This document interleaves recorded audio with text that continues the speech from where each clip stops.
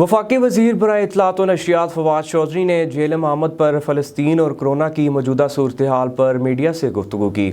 دیکھیں، سب سے پہلی بات تو یہ ہے کہ جو فلسطین سے متعلق پاکستان کی پالیسی ہے، اس کی جو بنیاد ہے وہ قائد اعظم محمد علی جناح نے رکھی تھی، اور اس وقت اس پالیسی کے جو امین ہیں وہ وزیر اعظم عمران خان ہیں۔ عمران خان اسی پالیسی پہ کاربند ہیں جس کے اوپر قائد اعظم محمد علی جناح کاربند تھے۔ پاکستان کے لوگ جو ہیں، ان کا دل فلسطین کے لوگوں کے ساتھ دھڑکتا ہے۔ ہماری جو تمام تر خواہشیں ہیں، امیدیں ہیں، ہماری جو تمام تر ہمدردیاں ہیں وہ فلسطین کے لوگوں کے ساتھ ہے۔ کشمیر اور فلسطین دو ایسے تنازعات ہیں مسلم ورلڈ کے جن کے حل کے بغیر ہمارے ہاں جو ہمارے بنیادی مسئلے ہیں وہ ان دونوں مسائل سے جڑے ہوئے ہیں، اور عمران خان کمیٹڈ ہیں ان دونوں مسائل کے ساتھ۔ کل سے وہ ورلڈ لیڈرز کے ساتھ اس پہ بات کر رہے ہیں، عالمی رہنماؤں کے ساتھ بات کر رہے ہیں۔